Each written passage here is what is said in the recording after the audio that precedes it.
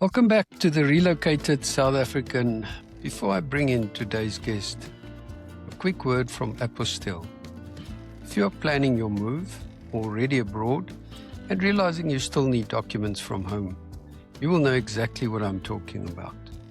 Police clearances, apostille certificates, unabridged birth certificates. Apostille handles all of it on your behalf and couriers everything directly to your door, wherever you are in the world. The link is in the description below. Click through and see how they can help you. My guest today, he grew up in Pretoria, played rugby, turned pro golfer, competed in 47 countries, and has called Oklahoma home for many years. Martin Maritz, welcome. Lucky to have you. Yeah, very lucky to be here too, and appreciate the time and looking forward to the chat. Me too. So Martin, obviously from Pretoria, which school did you attend in Pretoria? Hoërseun School, finished my high school there, and then relocated to America on a golf scholarship. But yeah, I grew up in Pretoria, big Blue Bulls fan, and I grew up right across the street from Loftus. And yeah, I went to many rugby games there, and actually sold some peanuts and biltong as a kid, and did some parking so I could go to the games. And so yeah, I miss Pretoria a lot. Okay. And I mean, it's just an interesting story. You played good rugby. Did you actually play for Blue Bulls schools? No, I wish I did. Okay. My final rugby game that I ever played was on Loftus, the main field, but it was in school, 7th or 8th grade. It was our Northern Transvaal finals, and we lost in overtime. So my final game, I did play there, but not for the Blue Bulls. Okay, not for the Bulls. Yeah, okay. no. Nas Botha, Johan Jernes, Uli Schmidt, those guys were my heroes growing up. So I always wanted to be a Blue Bull rugby player, but I think I was too scared of the tackles and getting hurt. But you were a very tall fly-off, is that right? Yeah, I was a fly off and full back. I went back and forth, and I did all the kicking. So that was fun for me. Scored a lot of points, just not a lot of tries. Okay, and then what I read is that you caddied for your dad at Pretoria Country Club and became a scratch golfer at 13. Yeah. I started doing that around 7, 8 years old. At that time, my dad was a good golfer. It's actually his birthday today, so shout out to my dad. Oh, awesome. Happy birthday. And so I would go to the course with him. He was a single digit handicap, I think he got down to a 2 or 3, something like that back in the day. And so I would kind of walk with him the front 9 and, push the little trolley. And then when they finished the back 9, I would just be around the putting green, chipping green. I'd go hit some balls on the driving range. And so I'd do that for a couple of hours. They'd come back and head up to the pub for a couple of beers, and I would just keep putting, and sometimes even in the evening under the lights, and so that's how I got introduced to the game, and I was hooked from the beginning. I couldn't get enough. When you this weekend when Aaron Rai won the PGA and you listen to the practice routines and what people have to go through, I think a lot of people don't understand what it takes to be a professional golfer. No, definitely. No, it's a full-time job, just like anything else. If you want to get really good at it, you got to spend the time. And Martin, so when you finished school, the opportunity to go to University of Tulsa and on a golf scholarship, did they approach you? Did you start looking around?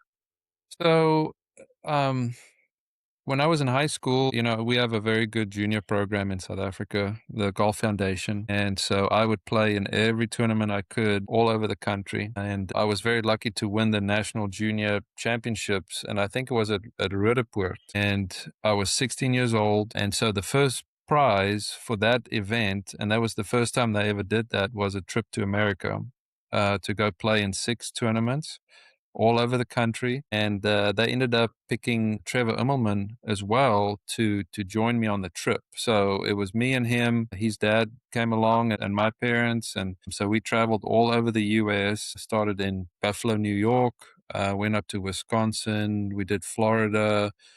Ended up in Arizona, and then also San Diego for the Junior World Championship. And so college coaches would travel to these events, and they'd watch the kids play, and that's how they recruited the top players. And so I did reasonably well in those events. I ended up winning the International Junior Masters in Buffalo, New York. Gary Player actually sponsored the trophy. So it was a funny story. A week or so later, the phone rang back home, and my mom picked up the phone, and it was Gary Player calling to congratulate my parents on my victory. There for a second, my mom, was like, why would Gary Player be calling our house? And she almost said, yeah, and I'm the Queen of England. So that was a funny story, and just shows you what kind of person Gary Player is, to take the time to do that. But yeah, that's how I got recruited. I did that for 2 or 3 years in high school. I played in Japan a couple of times in the World Junior Cup, and so yeah, you just get exposure that way. And I ended up getting a scholarship to the University of Tulsa. And then you turned pro in 2000. Maybe just a step back. Mm-hmm. People always hear about kids going on these golf scholarships. I mean, it's not just moonshine and roses, is my impression. You really work really hard at academics Very. and playing Mm-hmm. golf. Yeah.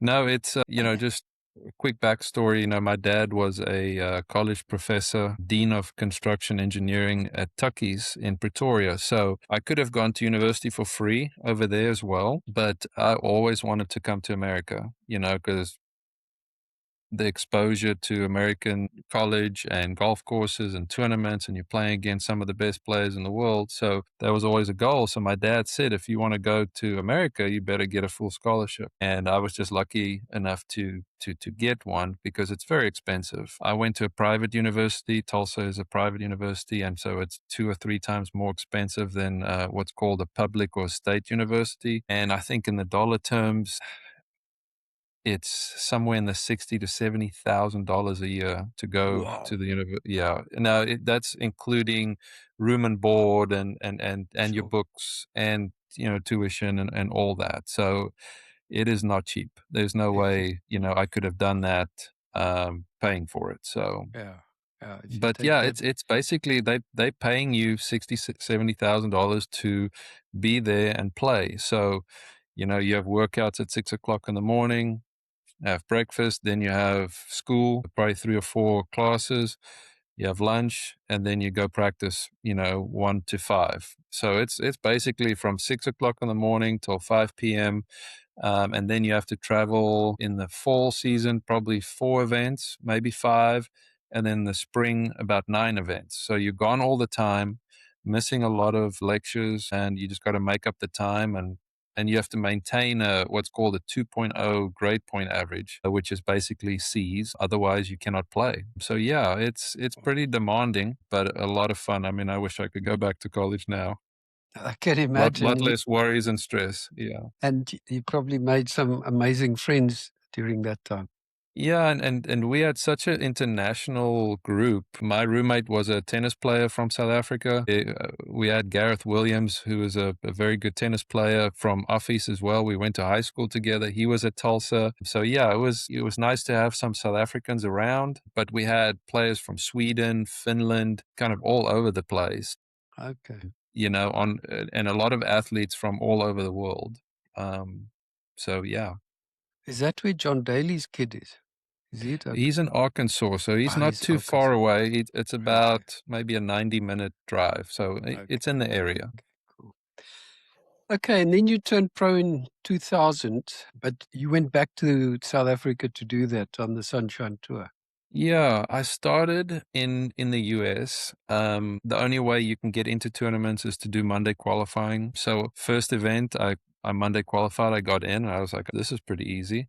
I ended up missing the cut, and then I went 6 weeks in a row, and I traveled in my car all over the country, just wherever there was a Monday qualifier, and missed the next 5. And I've soon realized that, hey, this is not easy, because they only have 3 or 4 spots, and you have 150 guys playing, and if you don't shoot a 65, you're not going to get in. So then I went down to South Africa to go play Sunshine Tour. And I was very, very lucky at the time. They had a deal where if you make the cut in the event, you get into the next week. Okay. So I qualified for my first tournament. I don't remember where it was now. It's been 26 years. But I got into the first event, made the cut, and I made the next 8 or 9 cuts, and I, won enough money to get my Sunshine Tour card. So I was very, very fortunate. And then it just kind of took off from there. I played very well in South Africa starting out. That opened up some doors in Europe, and then I ended up playing in Europe for a few years. But the Sunshine Tour was kind of the springboard for me. Okay. And we have to talk about Dunhill, and you said you gave that one away. Maybe tell us the story. Yeah, that was, I think, 2001, the Dunhill Championship at Houghton in Johannesburg. I was leading after 3 days. I think I was up by 2 or 3 strokes. Going into Sunday, first time ever playing in the final group. And yeah, the front 9, I shot a 41, I believe. And luckily on the back 9, I had 2 eagles and a birdie. So I think I finished eagle, birdie, eagle. And then on the 18th, it's a par 5. I went for it in 2, and I had to get an eagle again to tie Justin Rose. And unfortunately, I hit it on the fringe of the green. The pin was all the way in the back, and I ended up 3-putting to finish second. So I lost by 2 to Justin, and that was his first ever pro victory. And now he's won, I think, 20 times worldwide. He's a Olympic medal winner. He's won numerous Ryder Cups. I think he's won 2 majors. So all because of me. I kind of opened up the can for him, Well done. Yeah. Oh, that's amazing. So he needs to send me a thank you note. Well reminded. And then on the European tour, your highest was 52nd. I mean, you have to play to be 52nd on that tour. I think people that do was not in appreciate. 2004. Very, very proud of that season. I played really, really well, very consistent. I made pretty much every cut I played in, and then had a number of top 10s. And then my biggest finish was 5th in the Scottish Open. That's another story. I was tied for the lead with 3 holes to go, playing out of my mind for 3 days, like out of body experience. Because the first round, I think I shot a 73. I was 145th. And then each day, just got better and better. I think I shot 73, 63, 67, and then I was 9 under through 15 holes on Sunday, tied for the lead all of a sudden. I had no idea really. I didn't even know what my score was. I was just, like I said, out of body experience. And then for the first time in 3 days, I wasn't nervous at all. I don't know where this came from. Felt like a decent swing, but it went 20 yards right into thick rough on 16. At which I had to course was hack it this? out. Loch Lomond in Oh, Scotland. Loch Lomond. Okay. My favorite golf course in the world. It's spectacular. So I found the ball. It was in thick rough. I had to hack it out sideways. I hit it too far. It went across the fairway into more rough. I had to hack it out again. And then all of a sudden I realized what I'm doing. And my heart started pounding out of my chest. I somehow made a double bogey on 16, and I do not know how I finished 17 and 18 because I was shaking like a leaf. Because I realized, okay, I just threw away the tournament, and luckily I made par. Ernie Els finished second that week, I remember, and then Thomas LeVay ended up winning. So even if I finished par, I would have finished second because Thomas birdied the 18th. But yeah, that would have gotten me into the British Open the next week. It would have gotten me into World Championship events, and I probably would have finished, maybe top 30 or so on the money list. So yeah, that was, even though it was my best week ever on tour, it was still a big disappointment because what could have been, Mm. And can you put that out of your mind, or does it stay with you? Every now and then I still think about it. That's 22 years ago. But it's golf, I had a couple of close calls. I was just never able to really win a big one. Yeah, yeah. And we'll move on to the journey, but just Hmm. last golfing related question. 2011, you qualified for the Open. I think you called that the greatest week of your career. Yes, growing up as a young kid, you always want to play in a major. The Masters was always kind of like, oh, I'd love to play at Augusta, and I still haven't had the opportunity. I always thought, maybe playing in the Masters would be my opportunity to play at Augusta. But British Open is a big deal for South Africans as well Yeah. because we've had so many great players win British Opens. Ernie and Gary Player and Bobby Locke and Louis Oosthuizen. So it was a treat for me to be able to qualify for it. I played in the British Amateur before, so I went out there a week before. I played 6 practice rounds. I played with some great players: Francesco Molinari, Ernie Els, Justin Leonard, Bo Van Pelt, Charles Howell.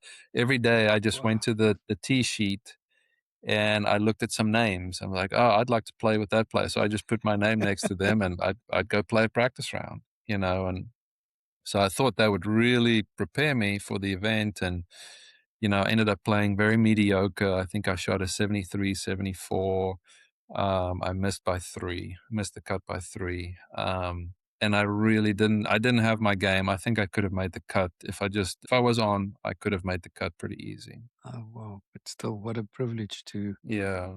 do that. And maybe, this leads to the next question and getting into the journey. I know in pro golf, they talk about the boot slappers when you miss the cut. And I don't think, you know, we love watching golf and so on, and we always see the top guys. You never see the guys in the Hmm. parking lot having to go home with nothing. How tough is that? No, it's demoralizing, especially if you start missing numerous cuts in a row. I remember at the end of my career, the sponsorship dried up, so I was doing it on my own for the most part. And you would just kind of swipe a credit card and be like, okay, I'm gonna go see where the next tournament is, and sometimes it's in New Zealand or Australia or Hong Kong. It's like, okay, let's go try and make a paycheck there, and especially if you miss 5 or 6 in a row, the expenses really, really stack up. Mm, And especially if you have kids at home, a mortgage, a car payment, um, it's not as easy as it seems. Oh, you're just playing no, golf for a no, job. It must be fun, and it is, but it's stressful, I can imagine. especially if you don't have a big financial backing behind you.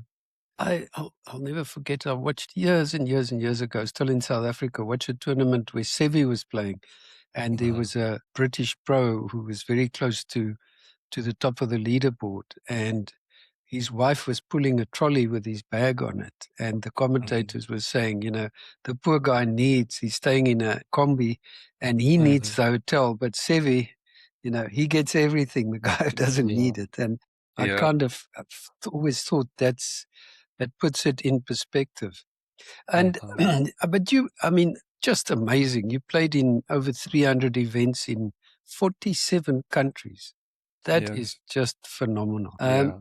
And what was the standout? Is there a standout country that you would say that was an amazing experience? I really love playing on the Asian tour. I love going to Hong Kong. Macau was amazing. Philippines, Thailand, Malaysia, that whole area, just very tropical. I really liked the food and the golf courses. So I enjoyed my time in Asia in 2007. But some of the most unique places I've played in, I played in the Kazakhstan Open twice. Wow. I played in the Russian Open twice. Played in Morocco, Kenya, Zambian Open, some really interesting places. Um, but in Europe, you got to love the links golfs. Scotland, Ireland. I loved going to Scandinavia, Sweden, Norway, Denmark. So it's very hard to pick, a favorite spot. But, Dubai, Qatar, I always love going there. Love the golf courses, and then also New Zealand is beautiful. So yeah, Mhm. I can come up with a top 10 list, but my favorite, it's difficult. Yeah, yeah. And I mean, you know, just to put it in perspective again, if you have a sponsor, it's relatively easy, I guess, but you still have massive expenses. So, we Hmm. always read a guy's won 100 or 200,000 euros, dollars. But my sense is always that it's a really expensive lifestyle Very. because it's hotels, you got to pay for a caddy, you've got to, I mean, there's just a lot of expenses. And as you say, if you don't make the cut, it gets demoralizing, but also Hmm. financially incredibly stressful.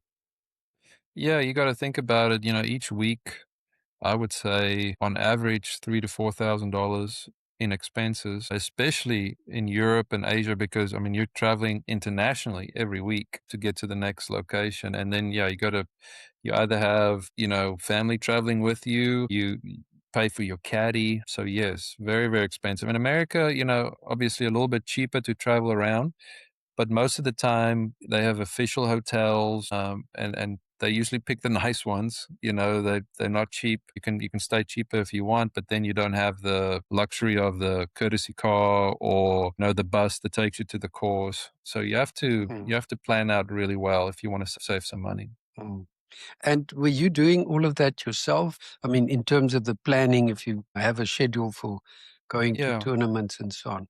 Towards the end of my career, I did, but in the beginning, I did have an agent and a management company that took care of most of that. But then again, if you don't play well, if you don't make the good money, the management groups they don't really want to keep you around for too long because you're not making them money.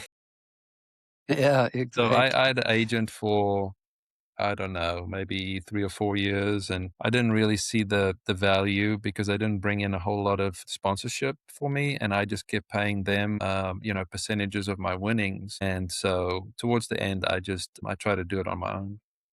Yeah, yeah. And all that travel, 47 countries and different country every week almost. You said you sometimes were able to travel with family, but as kids grow, this gets more and more difficult and more expensive. So that must have been pretty hard on family life.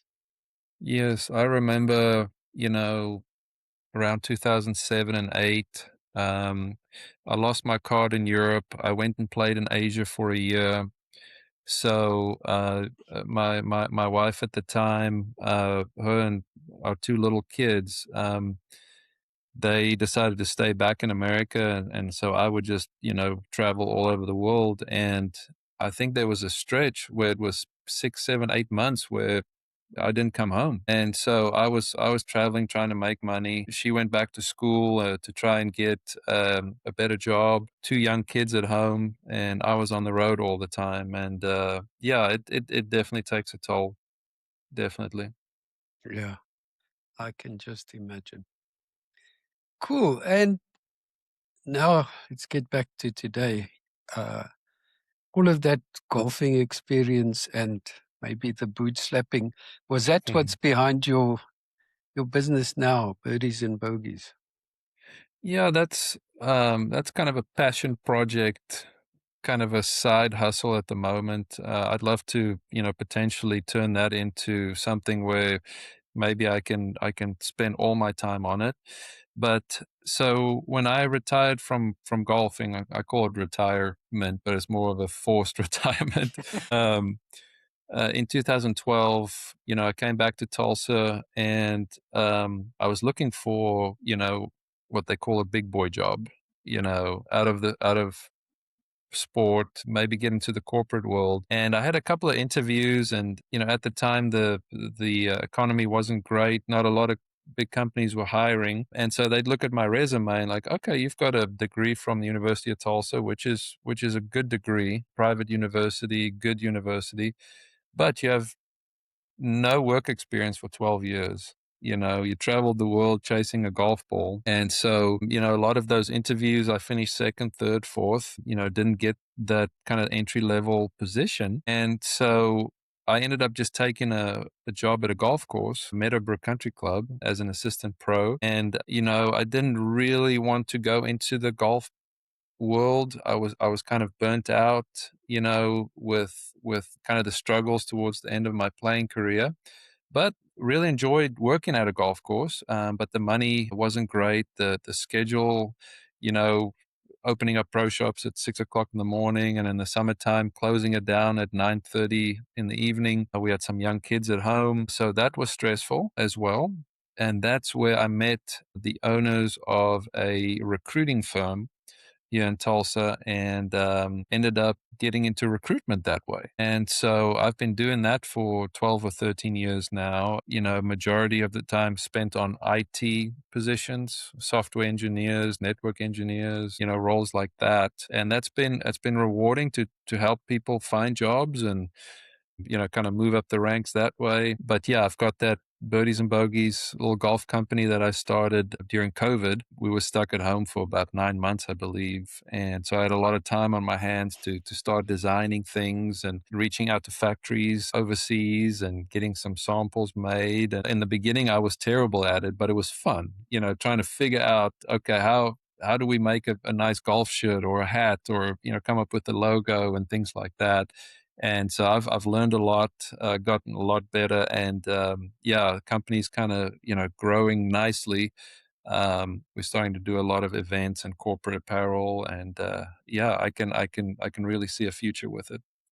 Excellent. Looking at the website, do you ship worldwide or only in America? Not at the moment. It's in the US only for Okay. right now. But the plan is to eventually maybe get it into South Africa. I'd love that. So if you have some contacts, let me know. But also, my brother is over in England. He lives in London. Would love to eventually maybe get it over in the UK or European market. Okay. But Yeah. it's apparel. I mean, golf apparel. Yeah, apparel. We do some accessories to, head covers and gloves and hats and golf towels, things like that. So whatever you would need for a golf event, we could do that. But yeah, the main focus is on the apparel side. Okay. And did I read right that there is a bit of a charitable angle to Birdies and Bogeys? Yeah, so that was the whole idea for me when I started it, because golf has given me a lot. It gave me a full scholarship to America. It created a life for me in the US. So the idea behind it is to kind of give back to the next generation. So that's the initiative. So a percentage of what we make goes back to sponsoring some local young golf pros. I've paid for some entry fees for them. I try and create some playing opportunities. We didn't have the tournament this year, but we plan on having a big one next year where we just create playing opportunities and a little bit of prize money. It's not big yet, but you got to start somewhere, and Yeah. so I sponsor some local kids with some apparel and equipment if the need is there, and so that's fun to give back to the game that's given me a lot. And the whole idea around name on a golf bag, is that part of the logo idea?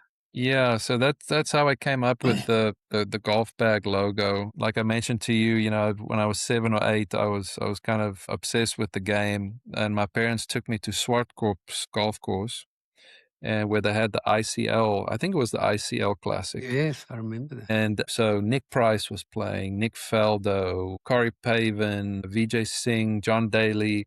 They were all there. And so I was there by the putting green, and I saw all these pros with the golf bags with their name on it. And I thought it was the coolest thing. And I was like, I want my name on a bag one day. And that's always kind of stuck with me. And I was able to do that. Now everybody can put their name on a bag. That was kind of the only way back in the days. You had to be a pro golfer to put your name on the bag. Yeah. But so that is the whole idea about, you know, around the logo.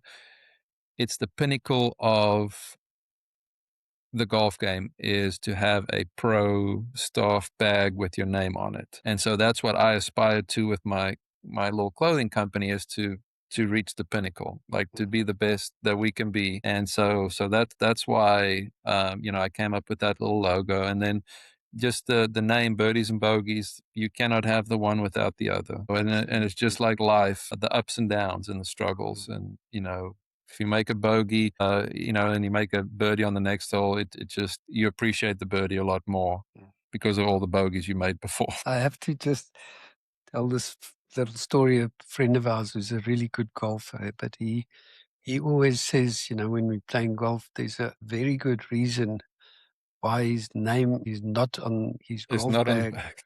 but on the door of his bucky. So, Yeah. and I often feel like that. I should paint my name on the door of my bucky. Yeah, so awesome. So, and just living in Oklahoma, I mean, you've been there for so many years. Uh-huh. You've become a stalwart there. But what's it like, weather like, and just in general, life in Yeah, Oklahoma? Oklahoma is right in the middle of the US. Funny story, before I came over to college, there was a musical called The Oklahoma Okay. that they had at the Pretoria Theater that my parents took me to. So we went and watched the musical, and it was pretty good. But it's from the older days in Oklahoma, so like almost the cowboy era. And I wouldn't say there's lots of cowboys in Oklahoma, but once you get out of Tulsa, out of the city, a lot of farmland. So kind of similar to the area I grew up, in Pretoria, and with my family having a history in the farming industry. My uncles and my grandpa, my mom and dad even farmed for a little bit. So in that sense, very similar. But the weather, I still cannot get used to it. I hate the cold. And in January, February, it can get minus 20 Celsius, but only for a couple of days. It'll snow and we get ice and then it'll melt. So we get maybe 2 weeks out of the year that's really, really bad.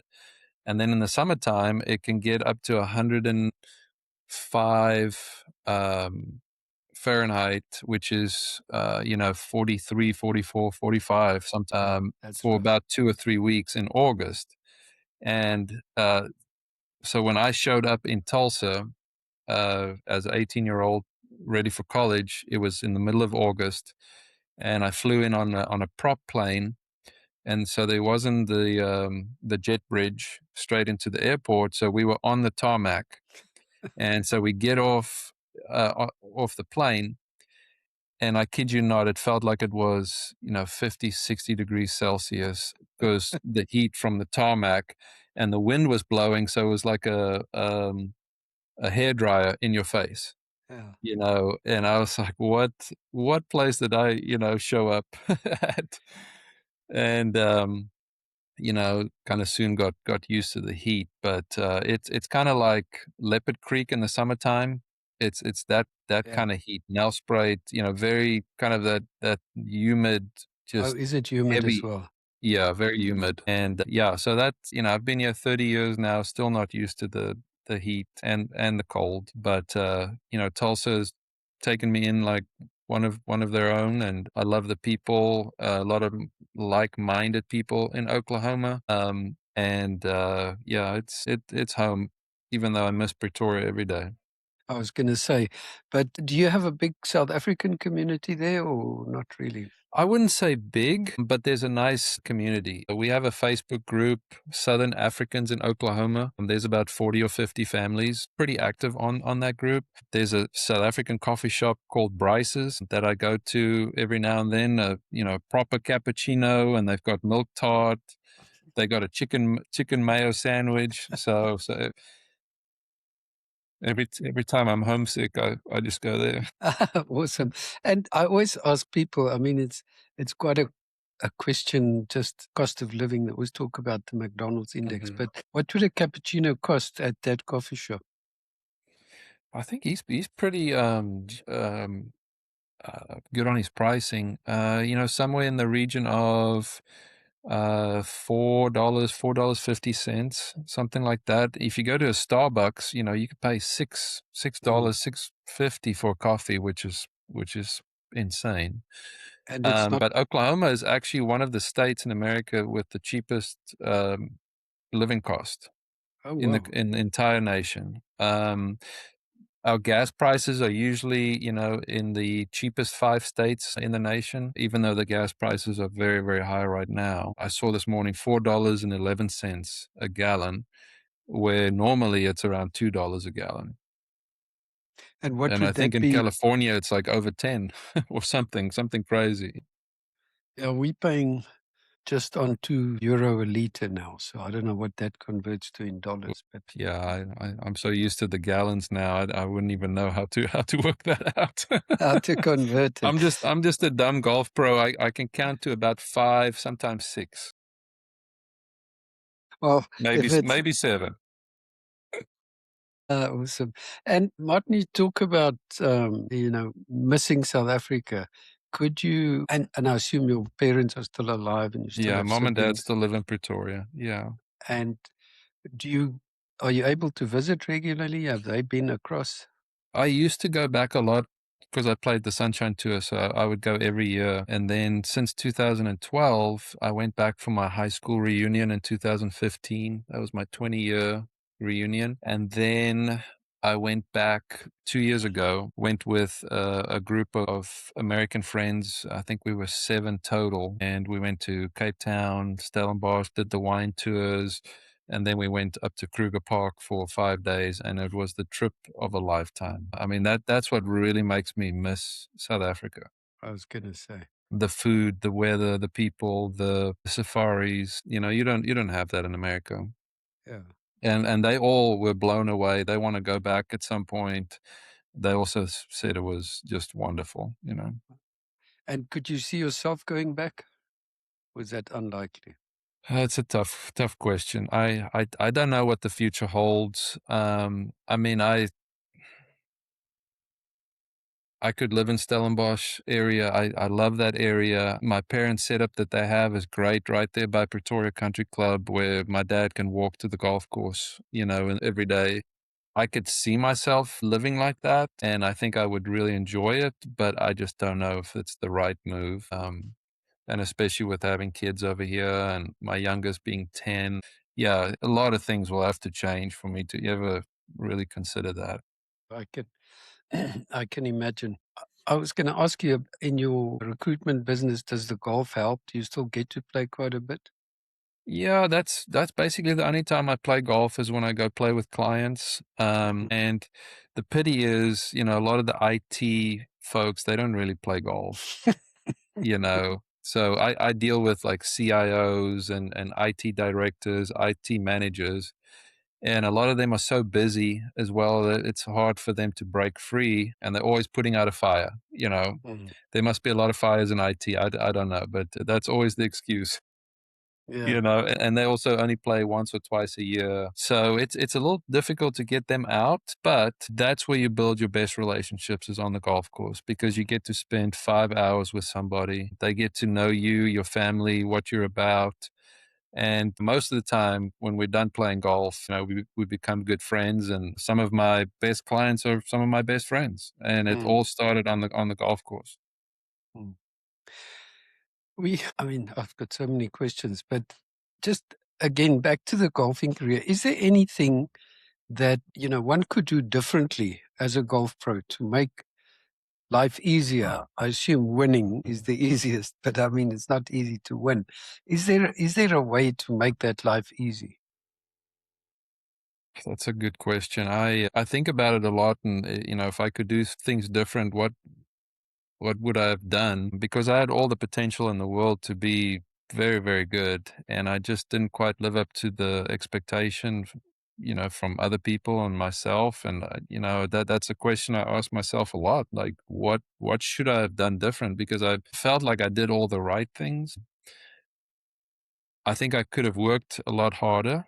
I always had very, just a natural talent, and I probably relied on that too much. But, I tried working on my swing. I went and saw sports psychologists, spent a fortune on that. And in some cases, it helped a little bit. I started working with a fitness trainer for a little bit. So I tried, I dabbled, Mm, I tried all these things, and nothing just seemed to get me to the next level. mm. But I think at the end of the day, maybe it was the work ethic. I could have worked a lot harder. looking back. Yeah. Yeah. Just spend And more time working and grinding. Yeah, if you look at guys like Aaron Rye and, I was in Houston the other day and I saw Patrick Reed on the driving range. I went and played a golf course where he's a member, and they were telling me that, he's there from sun up till sundown, just hitting thousands and thousands of golf balls. And then he'll spend 3 hours on the putting green and 3 hours on the chipping green. And he's got one of the best short games in the world. And it's like, okay, now I can see why, and it's just funny. It's Houston is very hot, and he wears like all black on the driving range in the sun, and he's there for 10 hours. It's just and crazy. I thought that was funny. But he's still quite porky. yes, still, yeah, yeah. So he must do that and then go for a cheeseburger after. Yeah. My son used to live in Houston. I played a few times there. He's now in Dallas. It's a lot better, but Hmm. yeah, it's amazing. I mean, just thinking about all these young golf Hmm. guys, the kids that play there. I look in Portugal, they've got an academy at our club, and these youngsters are there and they're on the putting green, and man, they've got all the image, and I'm sure a Yeah. lot of them's got the game. But what would you advise a young kid who's really good, but maybe not the best?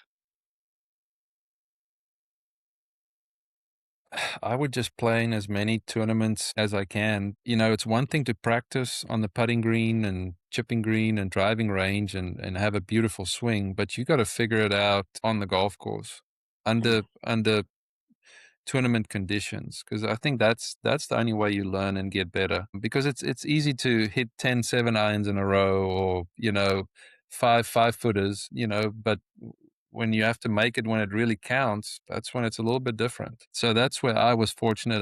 My parents, they drove me all over the country in South Africa when I was a kid to play in whatever tournament we could find, and I think that's where I got great experience. Awesome. Yeah, it is tough, tough, tough old life. Last question. What do Mhm. you think of Liv and this whole situation where they find themselves now? You know, I'm a big fan of Live. Me too, big time. I know a lot of people give it a hard time, and social media, oh, especially here in America, they cannot stand Live, because it's so against the PGA Tour. But I have some good friends on the Live, Louis and Shawl and Brandon and Dean. They're a bunch of awesome guys, and so I support them. I follow them. I even volunteered when the Live was in Tulsa. It was here how many years ago now? 2 3 years ago. I volunteered, and it was great to see the guys come through. And I'm good friends with those guys. I'm big fans of a lot of those players. I played against them a lot, so it's fun for me to watch it. It's fun for me to see them go to Australia. I mean, that tournament looked amazing, and the one in South Africa, It was big. so popular because people are craving professional golf Mm. overseas. Maybe not in America because you got the PGA Tour, but I think maybe Liv should just focus on the international scene. I hope they make it through. I don't want them to go away. No, Who knows I what's going to agree. happen? I don't know if big sponsors will step up, but they did show $600 million in revenue a year ago, so it's growing, I think. And so it'll be interesting to see, but it would be a big pity if that tour does go away. No, I agree. I must say, we were sitting here watching the PGA and John Rahm and Cam Smith, and you root for all those guys because Hmm. they part Oh of that. yeah, no, this weekend same. I really wanted Cam Smith to win because he's been struggling, Mm, and that would have been nice, mm, just to, because everybody said, "Oh, it's because you went to Live. Now you're a nobody, mm. and you lost your game." And well, he showed, and Rom showed that they can still compete with the best in the world. Yeah, there were a bunch of them, Walker Neiman and a few Yeah, others that were Walking, on the he's leaderboard. a exceptional player for He's sure. very good. Martin, wow, this has been such a privilege. Thank you so much for reacting to that little post and Yeah, connecting. no, I'm indeed. I'm glad I stumbled upon it. I saw that and thought it was very interesting. And And yeah, it's always nice to hear everybody's stories from all over the world. And I see that you're part of the LACA network, and I'm looking into that as well. Us South Africans, we always kind of stick together and we try and help each other out as much as possible. So yeah, if there's anybody here in America that wants to connect, and that needs a good golf polo or wants to talk golf, they know where to find me. They can find me on LinkedIn, and yeah, I'd love to have a chat. And your website for your clothing company is Birdies and Bogeys. Birdies and Bogeys golfgear.com. Yeah. Golfgear.com. So we'll put it on the show notes as well. So awesome. Go and check it out. That kit looks great. It is actually priced in euros when I checked this afternoon. Okay, so maybe wherever you are in the world, maybe it but does you the don't exchange. ship here. Not at the moment, but hopefully very soon. And so, yeah, Cool. if there's anybody listening that's very good with logistics and supply chain overseas, they can reach out to me and we can maybe work something out. Maybe I can put birdies and bogeys on my golf bag. Then There we go. Not on the bucky. That sounds like a plan. Quick reminder before we close today: if police clearances, apostille certificates, or any South African documents are still on your list, Apostille sorts it out for you.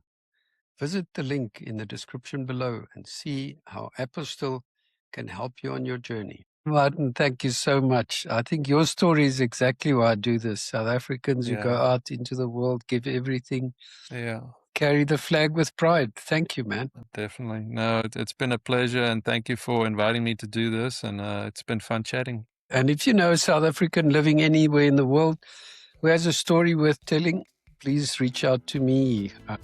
And to the listeners, if you enjoyed this episode, share it, like it, and go and look at our website, therelocatedsouthafrican.com. Stay proud, stay connected, and remember, wherever you are in the world, you're not far from home. Until next time.